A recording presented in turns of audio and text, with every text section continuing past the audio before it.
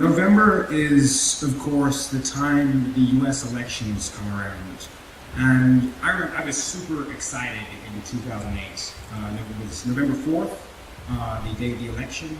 I was at a university election party. I spent the morning mocking conservatives with more venom than actual confidence. But by the evening, it was a wonderful sort of late afternoon evening. I was listening to state after state declare for Obama, and I was lying outside on the grass next to a beautiful woman who I was in love with, and that was never going anywhere because she was definitely gay. But it didn't matter because Barack Hussein Obama was getting elected President of the United States. All was right with the world, and truth, justice, and the American way were once more words that could be said in the same sentence with a straight face.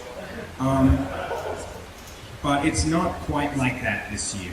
It's not, some movie level drama that's so inspiring that Morgan Freeman should play everybody.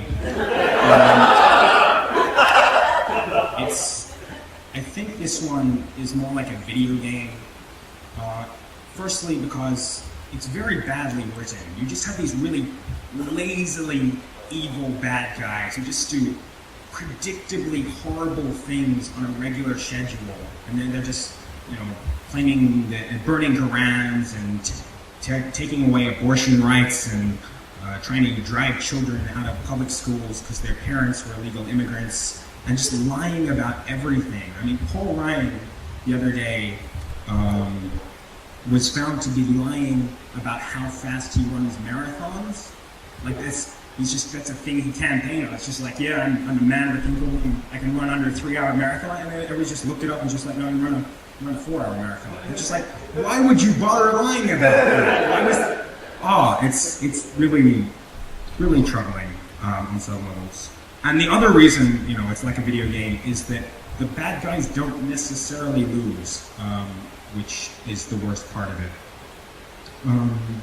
I've always found the American right to be the intellectual giants of the political sphere. That they just must be able to think more than the rest of us in order to be able to hold so steadfastly to free market capitalism and fundamentalist Christianity when they have nothing in common. They contradict each other in almost every single arena. The only consistent ideology I found that the Republican Party can subscribe to is everything is people.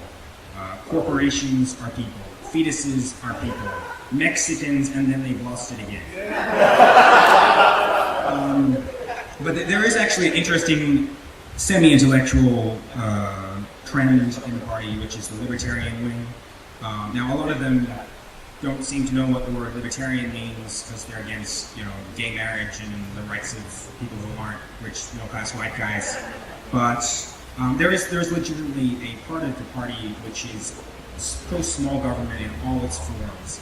And, I can understand the appeal of that. I used to be into gangster rap. Because it's exactly the same thing. They're for prostitutes and weed for everyone. They believe that the money they've gotten is entirely their own. They didn't get it from anybody. Nobody gave them any favors. So nobody, including the government, should be able to take it from them, which is why they all need automatic weapons.